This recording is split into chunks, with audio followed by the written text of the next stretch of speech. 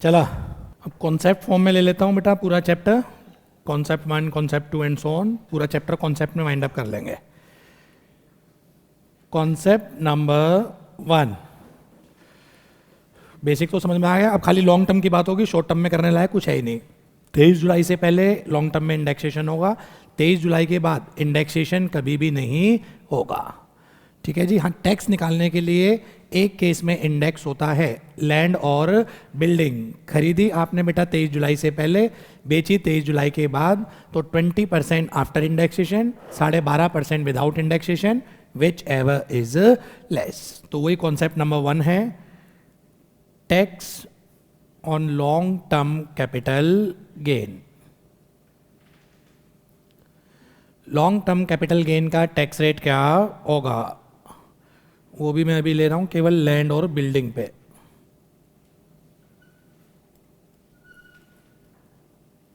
लिख रहे हो आप ट्रांसफर, या याद रहे तो आपकी इच्छा, जैसे कंफर्टेबल हो।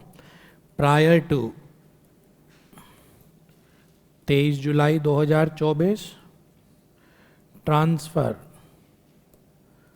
ऑन और after 23 July 2024। Transfer prior to 23 July 2024। Tax rate बेटा 20%। बेनिफिट ऑफ इंडेक्सेशन अवेलेबल, यानी कि सेल प्राइस में से index cost of acquisition minus होगी, जो कैपिटल गेन आएगा उसका 20%।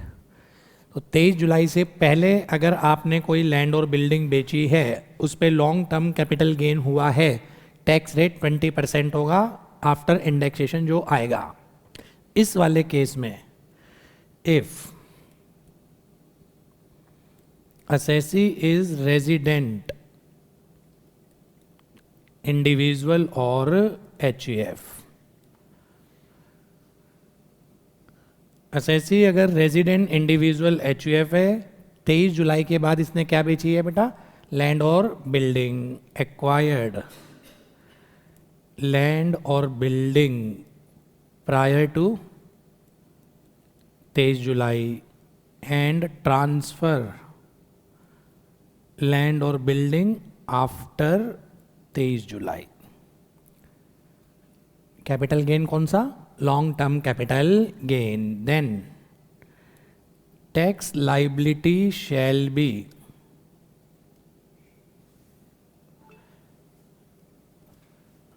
20% of long term capital gain after indexation, और 12.5% of long term capital gain without indexation, whichever is less. खरीदा हो 23 जुलाई से पहले, बेचा हो 23 जुलाई के बाद, लॉन्ग टर्म कैपिटल गेन होता है, तो टैक्स निकालने के लिए बेटा 20% आफ्टर इंडेक्सेशन और 12.5% without indexation, whichever is less. अगर कोई भी एक कंडीशन मिस हो गई, जैसे नॉन रेजिडेंट है, या खरीदा भी 23 जुलाई के बाद, बेचा भी 23 जुलाई के बाद, if any of the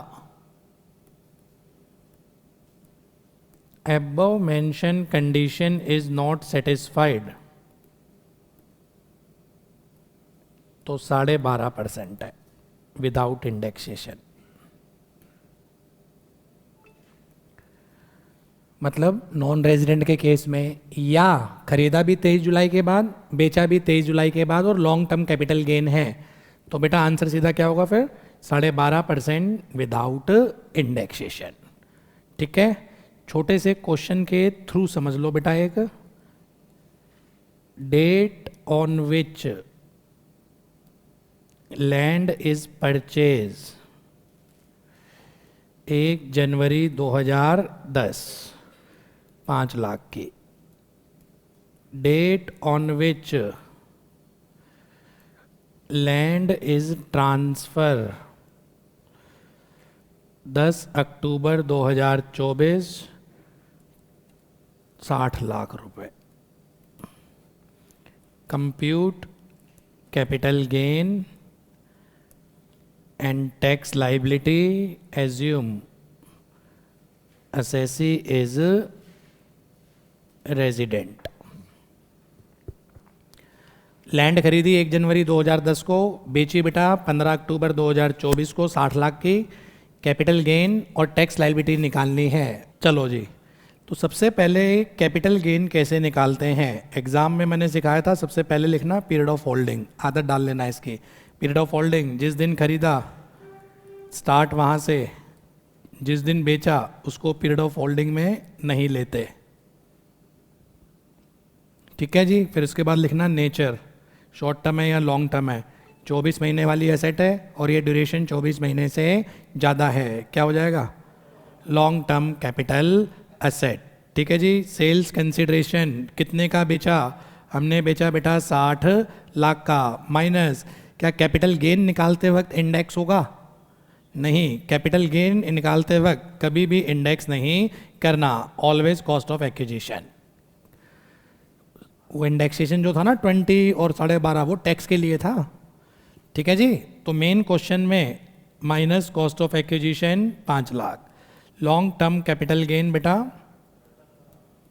55 lakh. अगर क्वेश्चन पूछे compute long term capital gain तो यहीं खत्म है, पर वो क्वेश्चन पूछ रहा है कंप्यूट टैक्स लायबिलिटी, तो अब उसके लिए इंडेक्स करना पड़ता है। तो टैक्स लायबिलिटी क्या होगी बेटा, टैक्स लायबिलिटी के लिए लो बताओ 20%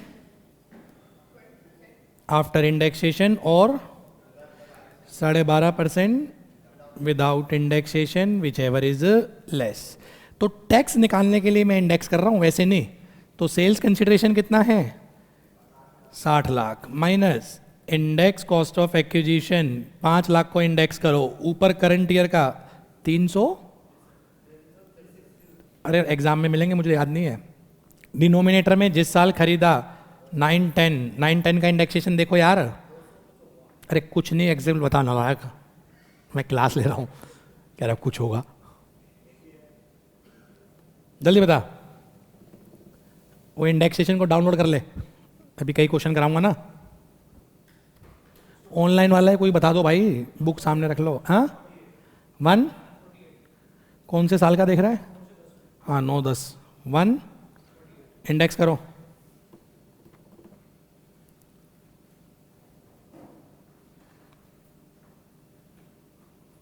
रिवीजन चल रही है, नॉर्मल बैच नहीं है। 12 26 351 लॉन्ग टर्म कैपिटल गेन बता दो। हाँ 47, अरे लाख छोड़ो मुझे पता, आगे बोल। 47 76 47 76, मैं बिजली के प्लग में हाथ डाल दूंगा नालायकों का।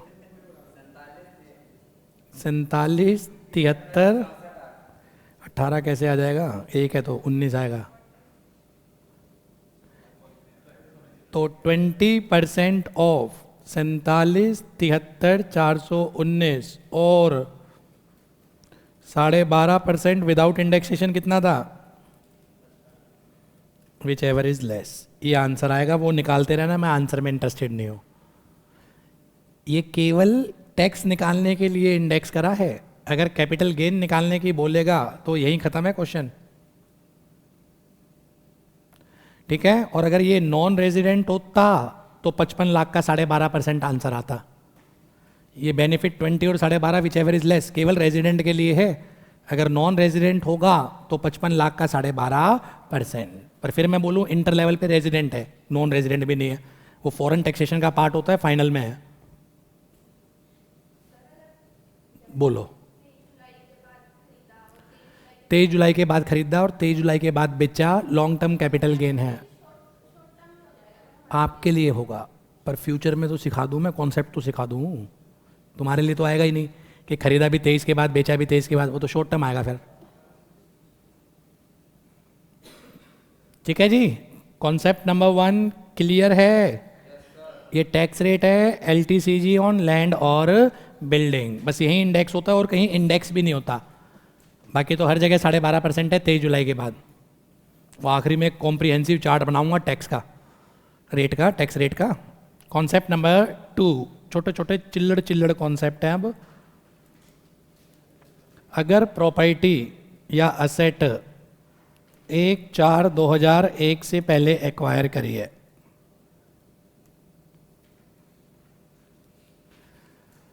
If the property acquired before 1 April 2001, तो किस कॉस्ट को इंडेक्स करें अगर इंडेक्स करना हो तो, या कॉस्ट ऑफ एक्विजिशन क्या हो। Law says actual purchase price लो। मैंने 1998 में प्रॉपर्टी खरीदी थी 5 लाख की, उसको कंपेयर करो stamp duty value as on 1 April 2001। इन दोनों का क्या लेते थे, विच एवर इज लेस। तुम चुप रहो यार, इनका लेते थे हम विच एवर इज लेस। उस विच एवर इज लेस को, उस विच एवर इज लेस को कंपेयर करो। मैं उल्टा तो नहीं कर रहा, रुक जाओ नालायक, बिल्कुल ठीक बोल रहा हूँ। उसको नहीं, सॉरी एफएमवी को कंपेयर करते थे। एक मिनट रुक जाओ, शांत, सॉरी बोल दिया। मैंने 1 जनवरी 1998 को एक लैंड परचेज करी 10 लाख की।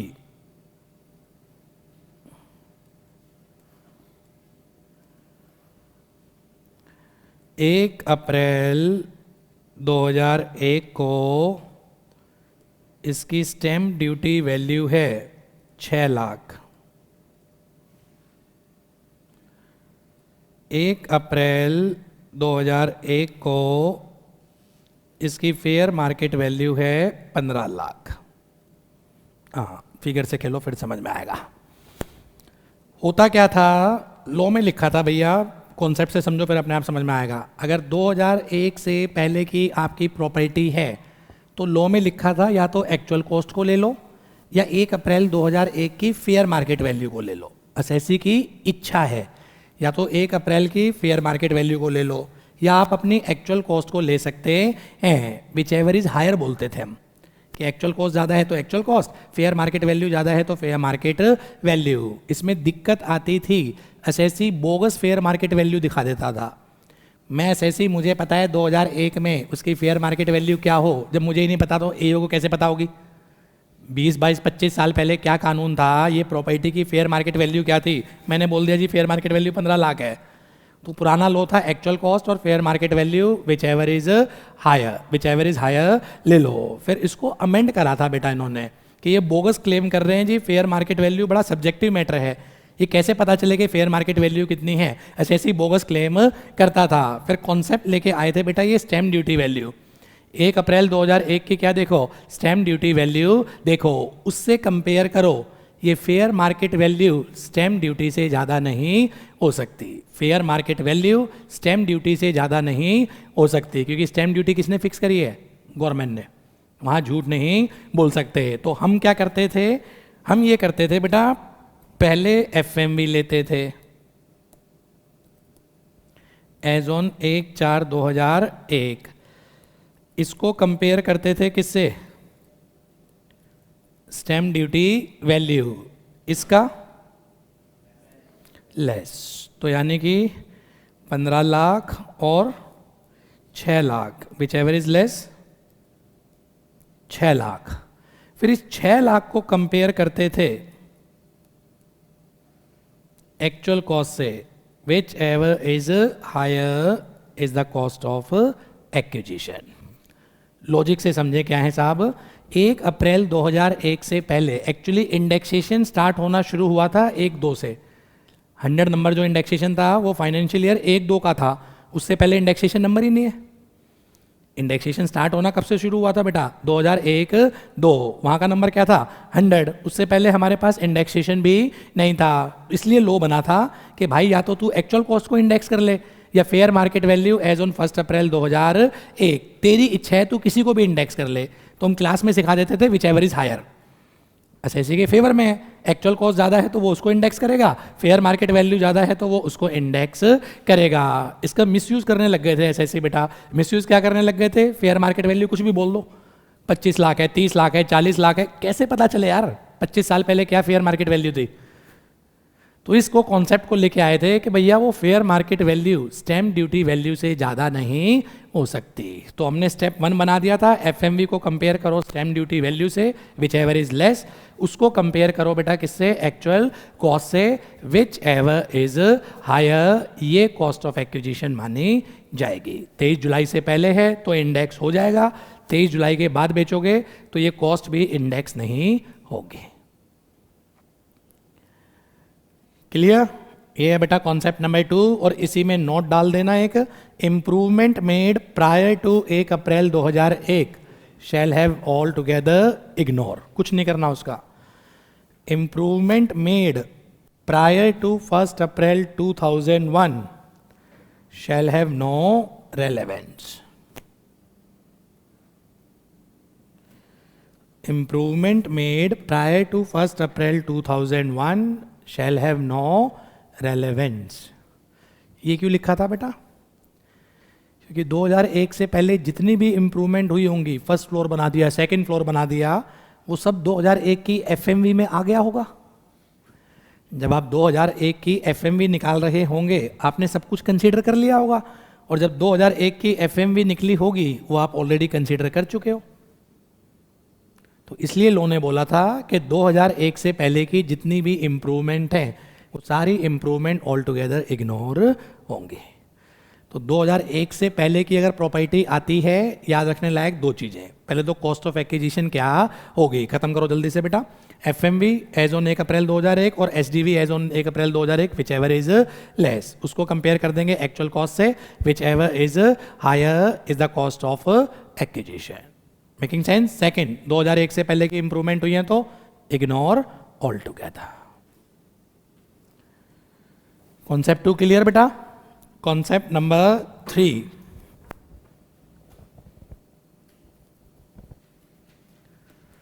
asset transfer by way of gift, will, inheritance। अगर आपने गिफ्ट में, विल में, इनहेरिटेंस में कोई असेट ट्रांसफ़र करी, मिस्टर ए इसने एक प्रॉपर्टी परचेज करी थी 1 जनवरी 2010 को 5 लाख की, ये इसने मिस्टर बी को 16 अक्टूबर 2020 को गिफ्ट कर दी, विल कर दी, या डेथ हो गई, इनहेरिटेंस में मिल गई, फादर की डेथ हो गई, सन के पास इनहेरिटेंस में आ गई। तो क्या सिखाया था बेटा? जिस टाइम गिफ्ट विल इनहेरिटेंस हुआ है, सेक्शन 47, ये ट्रांसफ़र ही नहीं माना जाएगा। ट्रांसफ़र ही नहीं माना जाएगा तो कैपिटल गेन ही नहीं लगेगा। तो no capital gain at the time of gift will inheritance. पर कल को जब ये बेचेगा, ये बेच रहा है आज 13 नवंबर 2024 को, सेल प्राइस 80 लाख, और जिस दिन इनहेरिटेंस हुआ उस दिन की फेयर मार्केट वैल्यू 50 लाख। तो जल्दी से रिवाइज कराओ। जिस दिन गिफ्ट विल इनहेरिटेंस हुआ उस दिन किसी टाइप का बेटा कोई कैपिटल गेन नहीं, by virtue of section 47। Section याद कर लेना, बोला था क्यों? इसमें लिखा हुआ है transaction not regarded as transfer. ये ट्रांसफर ही नहीं माना जाएगा। जब ट्रांसफर ही नहीं है तो कैपिटल गेन ही नहीं लगेगा, लेकिन कल को जब बेचेगा तो कैपिटल गेन लगेगा। सेल प्राइस इसके पास है, पूरे कैपिटल गेन में 2 दिक्कत चलती रहेंगी, cost of acquisition and period of holding. Period of holding कहाँ से? प्रीवियस ऑनर से। कॉस्ट ऑफ एक्विजिशन कहाँ से? प्रीवियस ऑनर की। और पीरियड इंडेक्सेशन भी करना पड़ गया तो मंजुला जे शाह केस पढ़ाया था बॉम्बे हाई कोर्ट का, प्रीवियस ऑनर से लेंगे। 23 जुलाई से पहले अगर इंडेक्सेशन करना पड़ गया तो वो भी प्रीवियस ऑनर से। तो period of holding previous owner, cost of acquisition previous owner की, इंडेक्सेशन अगर करना पड़ गया वो 23 जुलाई से पहले तभी होएगा इंडेक्सेशन, तो वो भी कहाँ से बेटा? प्रीवियस ऑनर से। तो इसी एग्जाम्पल को अगर मैं सॉल्व करूं तो पीरियड ऑफ होल्डिंग 1/1/2010 से कहाँ तक? 12 नवंबर। जिस दिन बेटा बेचते हैं वो पीरियड ऑफ होल्डिंग में नहीं आता। याद आ रहा है ना? नेचर 24 महीने से ज़्यादा है, लॉन्ग टर्म कैपिटल एसेट। कितने का बेचा? 80 लाख। और 13 जुलाई के बाद बिका है तो इंडेक्स होगा ही नहीं। कॉस्ट ऑफ एक्विजिशन किसकी? प्रीवियस ऑनर की। कितनी कॉस्ट है? 5 लाख। इंडेक्स बोल रहा हूं, long term capital gain 75 lakh. हाँ, जब टैक्स निकालेंगे तो 23 जुलाई से पहले एक्वायर है और है कब बेटा? 23 जुलाई के बाद। तो टैक्स निकालने के लिए 20% आफ्टर इंडेक्सेशन और 12.5% without indexation, whichever is less, but only for the purpose of computation of tax. कोई रेलेवेंस नहीं। Fair market value as on the date of inheritance shall have no relevance. Cost previous owner, period of holding previous owner, indexation अगर है तो previous owner. Manjula J Shah, Bombay High Court की judgment थी। ठीक है जी। तो ये माना जाता था ना कि भाई एज्यूम कर लो कुछ भी गिफ्ट विल इनहेरिटेंस है ही नहीं। अब इसमें एक केस था बेटा, अगर फादर ने ये गिफ्ट विल इनहेरिटेंस 2001 से पहले हुआ हो तो कैसे चले? गिफ्ट विल इनहेरिटेंस अगर 2001 से पहले हुआ हो तो कैसे चले? Exact same. FMV 2001, SDV 2001, whichever is less को कंपेयर कर दो एक्चुअल कॉस्ट से, विच एवर इज हायर।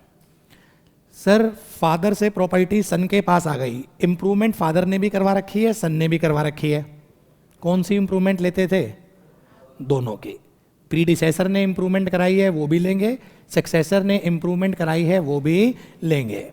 पर अगर इंप्रूवमेंट 2001 से पहले है, ऑल टुगेदर इग्नोर। ये था। एक क्वेश्चन डाल रखा है मैंने इसका, तेजी से कर दो।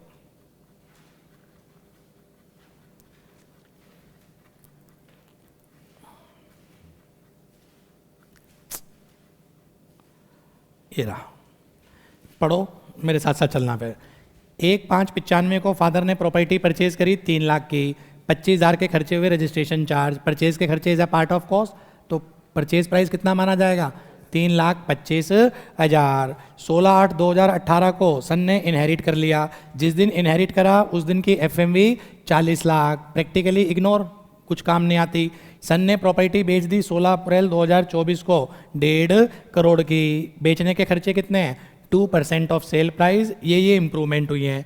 2 इंप्रूवमेंट फादर ने करवाई हैं, 2 इंप्रूवमेंट बेटा सन ने करवाई है। ठीक है जी। एफएमवी एसडीवी दे रखी है, कंप्यूट कैपिटल गेन, और वो बोल रहा है टैक्स लाइबिलिटी। तो पहले कैपिटल गेन निकालें। कैपिटल गेन के लिए मैंने सिखा रखा था पीरियड ऑफ होल्डिंग। कब से? ये क्या हुआ? पीरियड ऑफ होल्डिंग कब से? प्रीवियस ओनर से। 1/5/95 से, जिस दिन बेची उससे एक दिन पहले। समझ आ रहा है ना बेटा? नेचर 24 महीने से ज़्यादा है, long term capital asset. Sales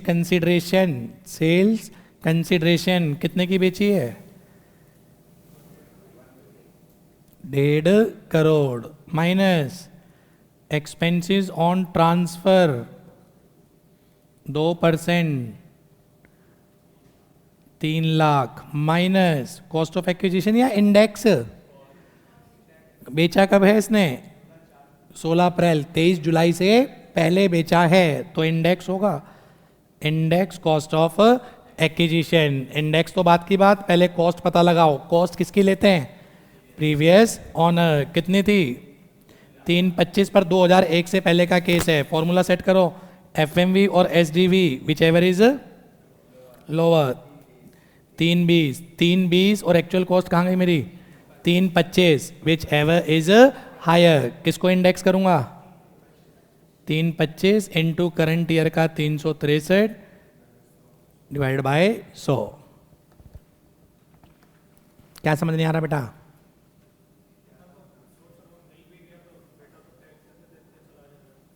बेटा तो प्रॉपर्टी भी तो मिली है, एग्जम्पशन, हाँ वो मिलती रहेंगी, वो देखेंगे। फिलहाल टैक्स तो लगाओ। 11 79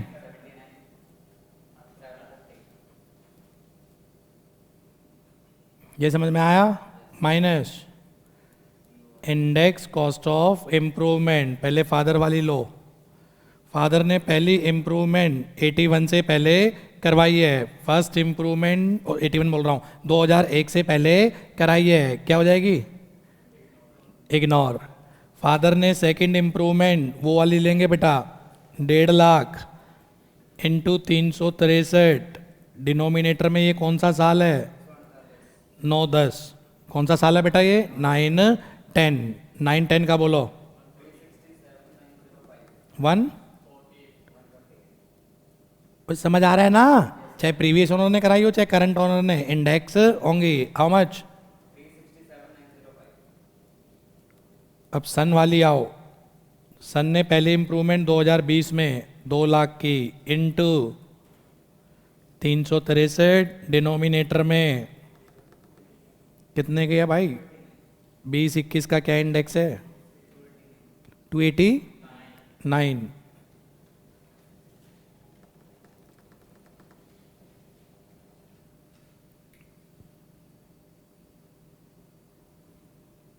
बोलो 200। एक मिनट बेटा, बस 1 मिनट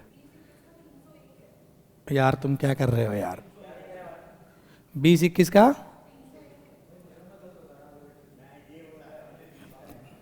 251,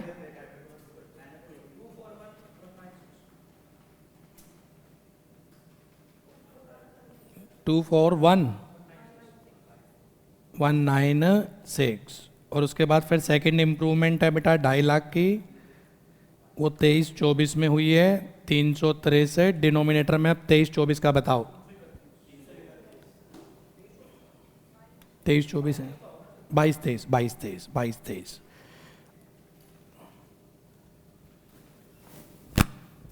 331 है, 22-23 का इंडेक्स करो। ये आएगा लॉन्ग टर्म कैपिटल गेन।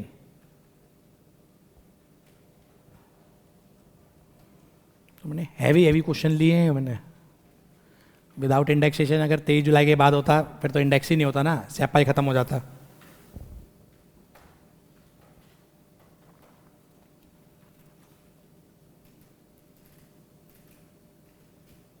ठीक है, ये आ जाएगा जो भी निकल के आ जाए लॉन्ग टर्म कैपिटल गेन। और अगर आपका बेटा टैक्स निकालना हो इसका 20% और without indexation 12.5%, which ever is less. करूं क्या सॉल्व विदाउट इंडेक्सेशन भी? सी यस और नो बेटा, कॉन्फिडेंस है या नहीं है? कंफर्टेबल? तो ये कॉन्सेप्ट हो गया बेटा गिफ्ट विल इनहेरिटेंस। खत्म करो थियोरेटिकल। जिस टाइम गिफ्ट विल इनहेरिटेंस हुआ उस टाइम कैपिटल गेन नहीं, पर कल को जब सामने वाला बेचेगा कैपिटल गेन लगेगा। सेल प्राइस उसके पास होगा। पूरे चैप्टर में 2 झगड़े चलते हैं, cost of acquisition and period of holding. Cost of acquisition बेटा previous owner, period of holding previous owner. और अगर इंडेक्सेशन करना पड़ गया तो वो भी कहां से? प्रीवियस ऑनर से। Shall I move on? Next बेटा कॉन्सेप्ट नंबर कौन सा होगा भाई? नंबर बोलते रहो बस। 4।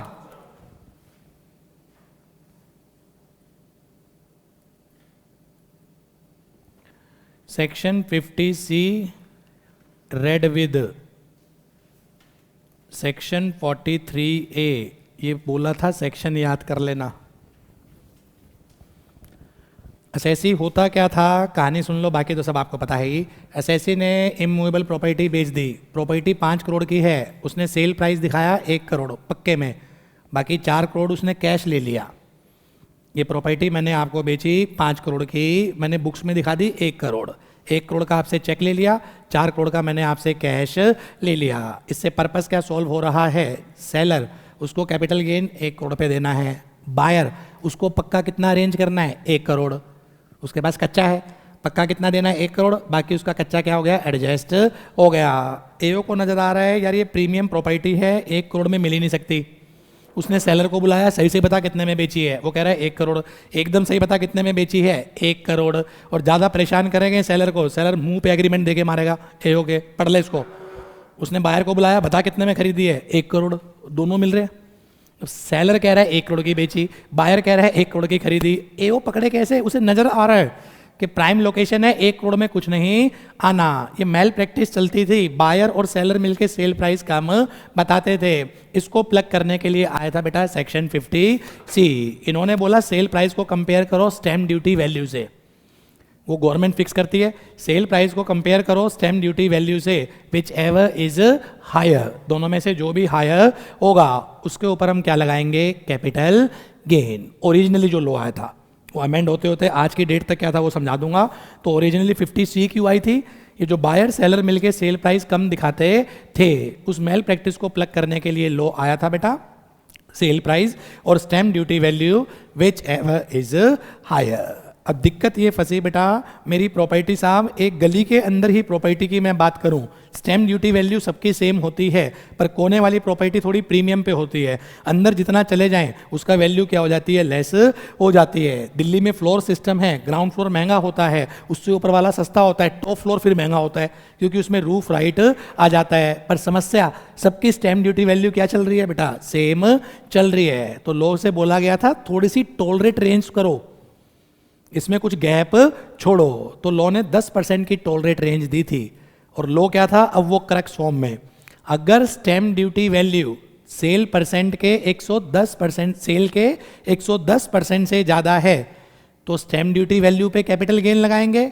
अदरवाइज एक्चुअल सेल प्राइस पे कैपिटल गेन लगाएंगे। तो बस एक ही लाइन में correct, if stamp duty value ज्यादा है किससे 110% ऑफ सेल प्राइस से, तो stamp duty value shall be chargeable to capital gain.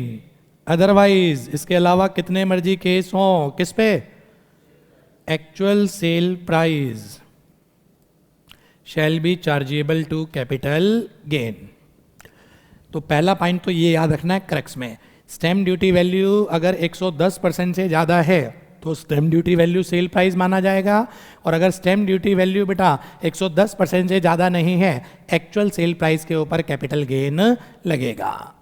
Comfortable हो गया। अब मैंने बेटा प्रॉपर्टी जब खरीदते हैं पहले उसका बयाना होता है जिसको हम एग्रीमेंट बोलते हैं। एग्रीमेंट हुआ बेटा मेरा 15 अप्रैल को, फिर 2-3 महीने का टाइम मिल जाता है, बाकी पेमेंट कर दो जी रजिस्ट्री करवा लो। मेरी रजिस्ट्री जाके हुई आपकी साहब 25 जुलाई को। इस दिन की स्टैम्प ड्यूटी वैल्यू है 80 लाख, इस दिन की स्टैम्प ड्यूटी वैल्यू है 90 लाख। कंपैरिजन तो समझ में आ गया, 110% से कंपेयर करते हैं। स्टैम्प ड्यूटी वैल्यू लेते किस दिन की हैं, जिस दिन एग्रीमेंट करा उस दिन की लें या जिस दिन रजिस्ट्रेशन हुआ उस दिन की लें। क्या लो था याद आ रहा हो तो, एग्रीमेंट के डेट की स्टैम्प ड्यूटी वैल्यू लेते हैं सब्जेक्ट टू उस दिन सारा कंसिडरेशन मिल गया हो या पार्ट ऑफ द कंसिडरेशन मिल गया हो through any mode other than cash.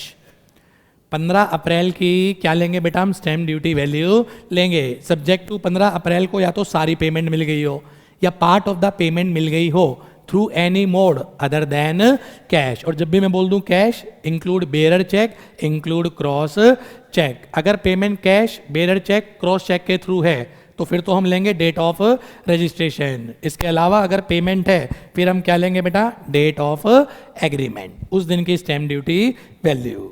ठीक है जी। अब मुद्दे पे आते हैं सेक्शन 50C। तेजी से बेटा थोड़ा मैसअप हो गया। Stamp duty value 110% of sale price से ज़्यादा है तो स्टैम्प ड्यूटी वैल्यू पे कैपिटल गेन, अदरवाइज बेटा एक्चुअल सेल प्राइस के ऊपर capital gain. Stamp duty value as on date of agreement लेंगे सब्जेक्ट टू सारा सेल्स कंसिडरेशन या पार्ट ऑफ द कंसिडरेशन उस दिन मिल जाए through any mode other than cash. इसके प्रैक्टिकल परेशान करते हैं। वो बोलेगा जी प्रॉपर्टी बेची है हमने 60 लाख की, 10 लाख मिल गया 15 अप्रैल को चेक के थ्रू, कंडीशन सेटिस्फाइड है, फिर हम 15 अप्रैल की कंडीशन एग्रीमेंट SGV ले लेंगे। वो बोलेगा प्रॉपर्टी बेची 80 लाख की, हमें बयाना मिला है 20 लाख UPI के थ्रू, कंडीशन सेटिस्फाइड है, हम डेट ऑफ एग्रीमेंट ले लेंगे। वो बोलेगा जी 20 लाख कैश के थ्रू मिला, फिर हम बेटा डेट ऑफ एग्रीमेंट नहीं लेंगे, फिर स्टैम्प ड्यूटी वैल्यू किसकी लेंगे, डेट ऑफ रजिस्ट्रेशन। अगर प्रैक्टिकल बना इसका, वो फंसाएगा वो। तो एग्रीमेंट पे देख लेना, एग्रीमेंट तभी लेना है इस डेट की जब payment through any mode other than cash है। अगर कैश में मिल गई तो फिर डेट ऑफ एग्रीमेंट नहीं, डेट ऑफ रजिस्ट्रेशन होगा। नेक्स्ट, मेरी प्रॉपर्टी की स्टैम्प ड्यूटी वैल्यू गवर्नमेंट ने फिक्स करी 1 करोड़ रुपए। मैं उस स्टैम्प ड्यूटी वैल्यू से सेटिस्फाइड नहीं हूँ, मैं चाहूँ तो उसको क्या कर सकता हूँ बेटा, चैलेंज कर सकता हूँ। प्रैक्टिकल लाइफ में क्या होता है, अब आज के टाइम कई जगह स्टैम्प ड्यूटी वैल्यू ऊपर जा चुकी है, एक्चुअल में सेल प्राइस कम है। जीके साइड में चले जाएं बेटा, GK part 1 part 2, stamp duty value 6-6, 7-7 crore. Covid के बाद प्रॉपर्टी बिक नहीं रही, वो एक्चुअल में बिक रही है 5 करोड़ की, स्टैम्प ड्यूटी वैल्यू उसकी 7 करोड़। अब प्रैक्टिकल क्या डिफिकल्टी आ रही, गुड़गांव में स्टैम्प ड्यूटी वैल्यू ज़्यादा हो रही है, एक्चुअल सेल प्राइस कम है। बॉम्बे एक्चुअल में बेटा स्टैम्प ड्यूटी वैल्यू बहुत ज़्यादा हो रही है, सेल प्राइस क्या चल रहा है, कम चल रहा है। अब एसएससी के एंगल से सोचो, उसकी प्रॉपर्टी एक्चुअल में बिकी है 5 करोड़ की, मान लो स्टैम्प ड्यूटी वैल्यू है 7 करोड़। एओ क्या करेगा, 110% से कंपेयर करके विच एवरेज हायर ले देगा। वो तो 110% से ज़्यादा है 7 करोड़ बेटा, वो 7 करोड़ के ऊपर क्या लगा देगा, कैपिटल गेन लगा देगा। एसएससी कह रहा है जी मैं तो जेन्युइन हूँ, मेरी प्रॉपर्टी 5 करोड़ की है, एओ तू ही ले ले, तू तो जानकार है, तुझे मैं 495 में दे दूंगा, छोड़ 5। एओ कह रहा है भाई मैं तेरी मजबूरी समझ रहा हूँ, पर तू मेरी मजबूरी समझ, मैं कैसे ले लूँ 5 करोड़, मेरे ऊपर 50C है, मेरी भी रिपोर्टिंग होती है, मेरे को 110 से कंपेयर करना है, और मैं क्या ले लूँगा, स्टैम्प ड्यूटी वैल्यू। तो प्रैक्टिकल लाइफ में कई बार ऐसी दिक्कत आ जाती है, मेरा एक्चुअल सेल प्राइस ही क्या चल रहा है, स्टैम्प ड्यूटी वैल्यू से कम चल रहा है। तो लॉ सेज एसएससी को अगर ऐसा लगता है कि उसका actual price stamp duty value से कम है, एओ के सामने केस को चैलेंज कर दो। एओ इस मैटर को कहाँ रेफर कर देगा बेटा, डीवीओ, डिपार्टमेंट वैल्यूएशन ऑफिसर के पास। अब डिपार्टमेंट वैल्यूएशन ऑफिसर इस प्रॉपर्टी की वैल्यूएशन करेगा, या तो स्टैम्प ड्यूटी वैल्यू एक्चुअल में कम होगी या ज्यादा होगी। अगर उसने कम बताई, कम value shall deem to be the stamp duty value, और अगर उसने ज्यादा बताई, original value shall deem to be the stamp duty value. Example, 7 crore की क्या थी ओरिजिनल स्टैम्प ड्यूटी वैल्यू, मैंने चैलेंज कर दिया एओ के सामने। एओ कहाँ भेज देगा, डीवीओ, डिपार्टमेंट वैल्यूएशन ऑफिसर के पास। अब डिपार्टमेंट वैल्यूएशन ऑफिसर या तो 7 करोड़ से कम बताएगा या 7 करोड़ से ज़्यादा। अगर 7 करोड़ से कम बताया, कम स्टैम्प ड्यूटी वैल्यू मानी जाएगी, और अगर ज़्यादा बताया 7 करोड़ स्टैम्प ड्यूटी वैल्यू मानी जाएगी। तो अगर वो कम बताता है, lesser value shall be the stamp duty value, अगर वो ज़्यादा बताता है तो वो original value shall be the stamp duty value. बच्चा कहाँ फंसेगा एग्जाम में, 7 करोड़ की ओरिजिनल स्टैम्प ड्यूटी वैल्यू थी, एओ ने डीवीओ ने बोल दी उसको 6 करोड़। तो मैं ये नहीं कह रहा हूँ यार 6 करोड़ पे कैपिटल गेन लगेगा, मैं कह रहा हूँ 6 करोड़ स्टैम्प ड्यूटी वैल्यू मानी जाएगी। कंडीशन फिर भी चेक करनी पड़ेगी 110% वाली। आई थिंक मैं समझा पा रहा हूँ अपनी बात, मैं क्या कहना चाह रहा हूँ। वो होगा क्या, मान लो जी ओरिजिनल वैल्यू थी 7 करोड़, डीवीओ ने उसको रिड्यूस करके कर दिया 5 करोड़ 20 लाख, कि भैया 7 ज़्यादा है, 5 करोड़ 20 लाख। वो बच्चा 5 करोड़ 20 लाख पे कैपिटल गेन लगा रहा होगा। मैं ये नहीं सिखा रहा हूँ यार कि उस पर कैपिटल गेन लगा दो। उसने अगर कम वैल्यू बताई है तो वो क्या है, स्टैम्प ड्यूटी वैल्यू है। कंपेयर तो करेंगे ही उसको भी, सेल प्राइस के 110% से क्या करेंगे, कंपेयर करेंगे, और वो ज़्यादा होगा तो स्टैम्प ड्यूटी वैल्यू, अदरवाइज क्या होगा बेटा, सेल प्राइस। तो ये याद रखना, लो सबको पता है कि कम है तो कम, ज़्यादा है तो ओरिजिनल, ये सारे पढ़ के जा रहे हैं। पर समस्या जो कम है वो आंसर नहीं है, उस पर कैपिटल गेन नहीं लग रहा है। वो क्या चीज़ है, वो स्टैम्प ड्यूटी वैल्यू है। कंपेयर अब भी करना पड़ेगा। हमें क्लियर, ध्यान से सुनना बेटा एक बार। साहब मैंने प्रॉपर्टी बेची 80 लाख की, स्टैम्प ड्यूटी वैल्यू है 120 लाख, तो बेटा मुझे कैपिटल गेन आज के टाइम कितने पे देना पड़ेगा, मेरा सेल प्राइस क्या माना जाएगा, मेरा सेल प्राइस 120, 110% से ज़्यादा है, माइनस कॉस्ट ऑफ एक्विजिशन या इंडेक्स कॉस्ट ऑफ एक्विजिशन। ये दूसरा, ये डिफरेंस 50,000 से भी ज़्यादा है, और स्टैम्प ड्यूटी वैल्यू 110% से भी ज़्यादा है। 40 लाख बायर की इनकम मान ली जाएगी। 56 सबसेक्शन 2 क्लॉज एक्स, वो सेक्शन याद नहीं करनी इसलिए नहीं बोल पा रहा था मैं, सीधा ये बायर की भी तो इनकम है, डिफरेंस 50,000 से भी ज़्यादा है और stamp duty value 110% of sale price से भी ज़्यादा है, क्या होगा? डिफरेंस बायर की इनकम मान ली जाएगी। अब 2 ही मिनट लूंगा, ज़्यादा नहीं बेटा। बायर के एंगल से आओ प्लीज़ एक बार सामने स्क्रीन पे, बस 1 ही मिनट। स्क्रीन पे बायर को देखो, केवल बायर। सेलर तो पहले समझ में आ गया जी, सेलर 120 लाख का sale price minus cost of acquisition या इंडेक्स कॉस्ट ऑफ एक्विजिशन। इसी क्वेश्चन को कैरी कर रहा हूं। बायर के हेड में कितना हो गया? 40 लाख। कौन से हेड में? अब बायर कल को कभी ना कभी तो इसको बेचेगा। वो एक ही क्वेश्चन ऐसे भी है जिसमें ये बिक भी रही है।